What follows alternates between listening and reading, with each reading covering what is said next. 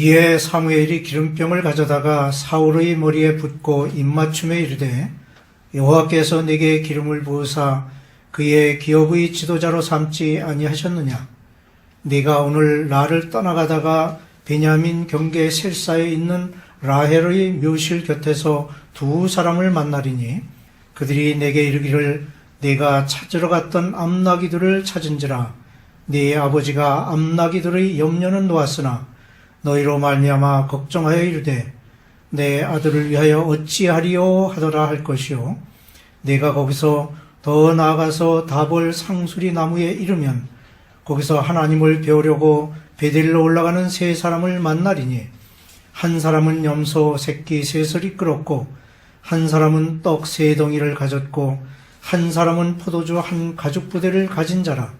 그들이 내게 무난하고 떡 두 덩이를 주겠고 너는 그의 손에서 받으리라. 그 후에 내가 하나님의 산에 이르리니 그곳에는 블레셋 사람들의 영문이 있느니라.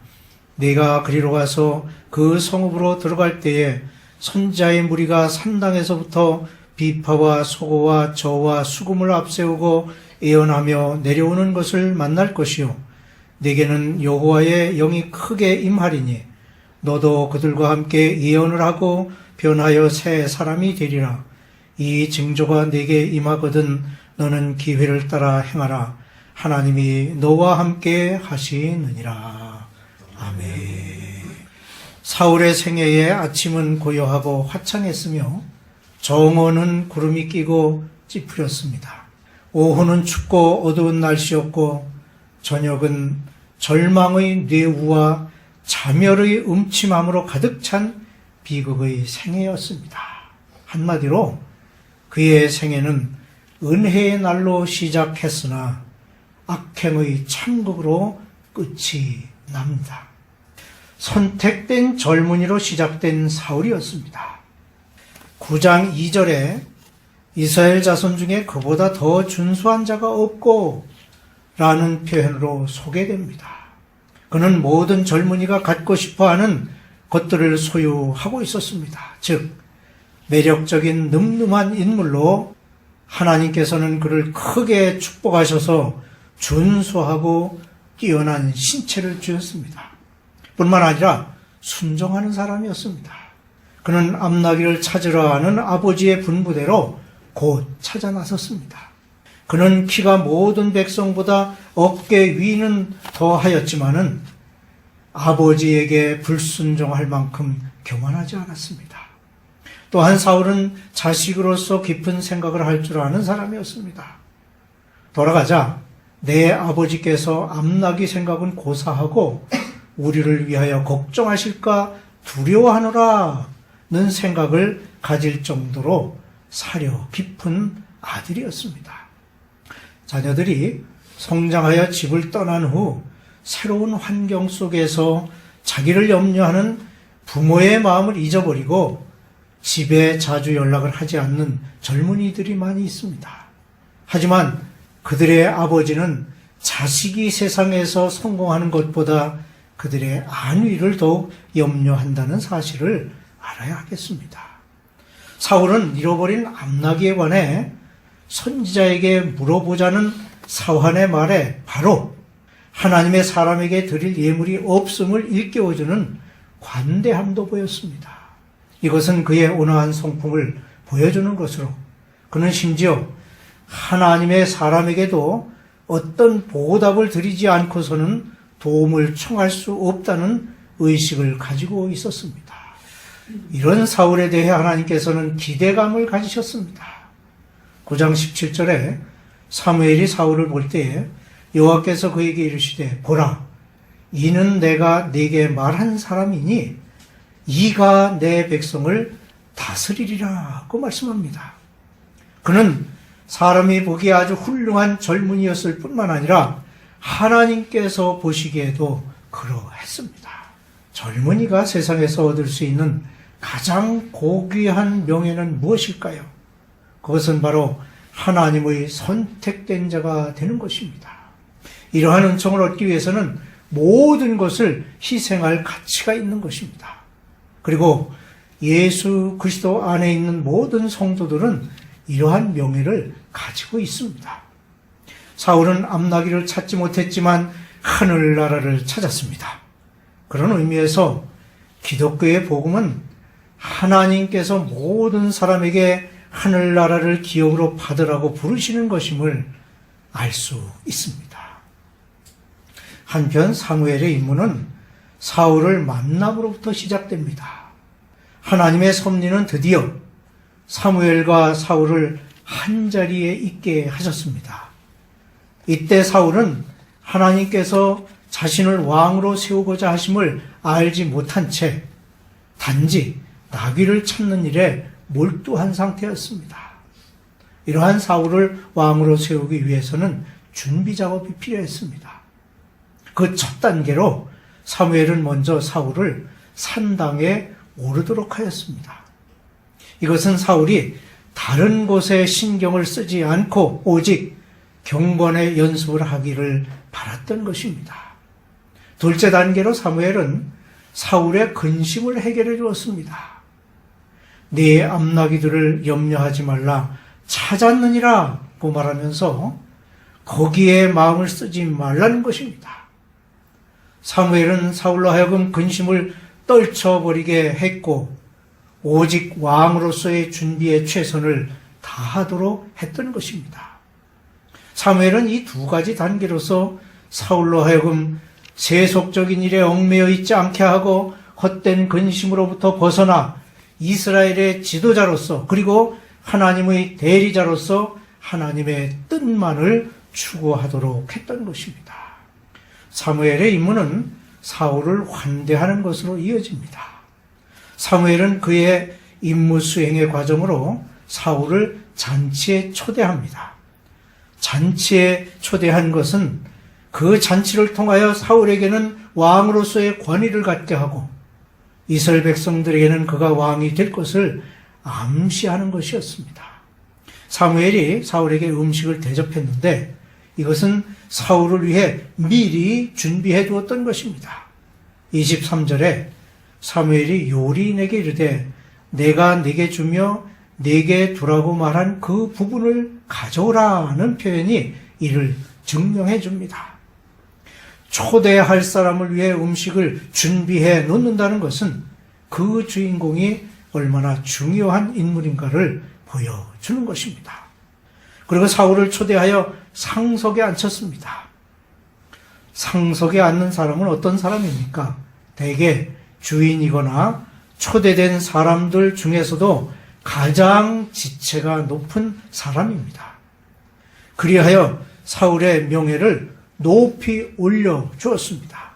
사무엘은 사울을 보통 사람으로 대하지 아니하고 매우 존귀한 사람으로 대했습니다. 이는 사울이 왕으로 하나님께 부름받은 자임을 암시하고자 한 것입니다. 사무엘이 사울을 환대한 것은 그의 임무였습니다. 하지만 어떤 면에서 보면 사울의 추려는 사무엘의 지위를 약화시키는 것이기도 했습니다. 그럼에도 불구하고 사무엘은 사울에 대해 시기하거나 악의를 품지 않았고 자신의 책임을 저버리지 않았습니다. 그는 사울을 기꺼이 대접했고 환대함으로 이스라엘을 향하신 하나님의 섭리에 순종했으며 사울을 왕으로 옹립하는 임무에 충실하였습니다. 아무것도 모르는 사울을 왕으로 준비시켜 놓은 사무엘에게 이제 남은 임무는 사울로 하여금 하나님의 뜻을 알도록 하는 것이었습니다. 그래서 사무엘은 사울에게 그와 그의 가족이 하나님께 선택받았다는 것을 주지시킵니다. 온 이스라엘이 사모하는 자가 누구냐? 너와 네 아버지의 온 집이 아니냐는 9장 20절 말씀이 이를 나타냅니다. 사무엘은 사울이 이스라엘을 블레셋으로부터 구원할 지도자임을 밝혀줍니다. 그리고는 그에게 왕을 원하는 백성들의 요청, 그 요청의 근거, 그리고 이에 대한 하나님의 허락하심을 설명해 줍니다. 이와 같이 우리 또한 우리가 관계하는 모든 사람에게 올바른 설명을 안내하며 하나님의 뜻을 전하는 것은 아주 중요한 일입니다. 사무엘은 사울에게 기름을 부어 하나님께서 그를 이스라엘의 왕으로 세우셨음을 알게 하였고 그 일에 대한 몇 가지 징조를 나타내 보였습니다. 첫째로 기름 부음으로 구별하였습니다. 사무엘이 기름병을 취하여 사울의 머리에 붓고라는 1절 말씀은 여호와께서 그에게 기름을 부으셨음을 의미합니다. 제사장과 왕들은 일반적으로 이와 같이 기름 부음을 받았습니다. 하나님의 택하심을 받은 모든 이들은 거룩한 기름 부음에 의해 구별되어야만 합니다. 우리는 하나님의 뜻을 깨닫게 되면 하나님으로부터 선별되었음을 알게 됩니다. 너희도 그 안에서 또한 믿어 약속의 성령으로 인치심을 받았으니 라는 에베소서 1장 13절 말씀이 이것을 말하는 것입니다. 사무엘은 사울에게 세 가지 보증의 말을 해줍니다. 즉 그의 일에 관한 것, 육체적으로 필요한 것, 그리고 영적으로 필요한 것에 대해 말해줍니다. 10장 2절에 두 사람을 만나리니 그들이 내게 이르기를 내가 찾으러 갔던 암나귀들을 찾은지라는 그의 일에 대한 확증과 세 사람이 그에게 떡 2덩이를 줄 것이라는 3, 4절, 그리고 6절에 내게는 여호와의 영이 크게 임하리니 너도 그들과 함께 예언을 하고 변하여 새 사람이 되리라는 영적인 변화에 관한 보증이 그것입니다. 따라서 그는 하나님의 택하심을 받은 자로서 모든 일이 그를 위해 이루어질 것이며 하나님께서 그에게 모든 은혜를 주실 것임을 믿게 하였습니다. 둘째로 사울은 은혜로 말미암아 변화되었습니다. 9절에 하나님이 새 마음을 주셨고 라는 말씀은 하나님의 은혜로 말미암아 사울의 마음 속에 새로운 동기와 바람이 일어났음을 표현합니다. 이것은 사실상 그를 변화시키는 것으로 이전에 그와는 전혀 다른 사람으로 만드신 것입니다. 구원을 주시는 하나님의 은혜가 우리에게 주어지고 우리가 그것을 받아들이면 하나님은 우리를 새로운 피조물로 만들어 주실 것입니다. 하나님의 나라를 받아들인 후에 전과 똑같은 사람으로 남아있을 사람은 아무도 없습니다. 만약 복음이 우리에게 새로운 마음을 가져다 주지 않았다면 우리는 틀림없이 복음을 믿지 않았다는 것입니다. 9절에 그 징조도 다 응하니라는 말씀은 외적으로 변화된 것을 나타냅니다. 하나님의 목적이 드러나고 우리의 마음과 삶이 기꺼이 그러한 목적의 성취를 위해 순종할 때 우리는 하나님의 섭리 안에서 확증하는 여러 가지 징표를 보게 될 것입니다. 셋째로 하나님의 신에 감동을 받았습니다. 10절 11절에 하나님이 신에 사울에게 크게 임함으로 예언을 하니 라는 말씀은 하나님의 신이 어떤 사람에게 임하면 반드시 그 징표가 따르게 마련임을 말씀합니다. 사울이 하나님의 신에 사로잡혔을 때 그가 선지자의 무리와 함께 노래하는 것은 당연한 일이었습니다. 그리하여 사무엘의 말이 그대로 성취된 것입니다. 사울을 선택하신 것은 하나님의 특별하신 지시에 의한 것이었습니다. 사무엘은 이미 하나님으로부터 사울이 왕으로 선택되었음을 들었습니다. 그렇지만 사무엘 한 사람의 증언만으로는 이스라엘 사람들에게 이 사실을 증명할 수 없었습니다. 그래서 사울은 이스라엘의 왕으로 세우기 위해서는 그들이 믿을 수 있는 다른 증거가 필요했습니다. 그리하여 제비 뽑기로 왕을 선정하게 됩니다. 12지파 가운데 베냐민 지파가 선택되었고 그 중에서도 기스의 아들 사울이 뽑히게 되었습니다. 이러한 방법으로 이스라엘 백성은 사울이 하나님께서 택하신 그들의 왕임을 믿게 되었습니다.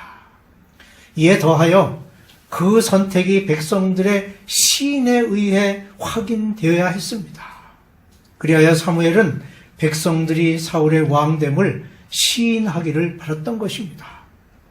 24절에 여호와의 택하신 자를 보느냐? 모든 백성 중에 짝할 이가 없느니라는 사무엘의 말에 백성들은 그 선출 결과와 그를 자기들의 왕으로 삼는 일에 대해 동의를 표했습니다. 무엇보다 백성들은 사울의 외모를 보고 능히 싸움에 나갈 수 있는 인물이라고 느꼈습니다. 그래서 그들은 왕 만세를 외치게 되었던 것입니다. 우리는 이스라엘 백성이 왕을 선택하기까지의 과정을 살펴보았습니다. 비록 이 사건이 이스라엘에서 있었던 일이라 하더라도 우리에게 많은 교훈을 줍니다. 하나님을 믿지 않고 우리가 우리 자신을 위해 다른 것을 구하기 쉽습니다. 우리는 죄악을 벗어버리고 진정한 회개의 기쁨을 가지고 하나님 앞으로 나아가야 합니다. 그리고 하나님께 대한 충성된 헌신을 해야 합니다. 이런 충성과 헌신을 통해 하나님 나라 사역에 동참하고 하나님의 뜻에 순응하는 그런 성도가 되시기를 주님의 이름으로 축원합니다.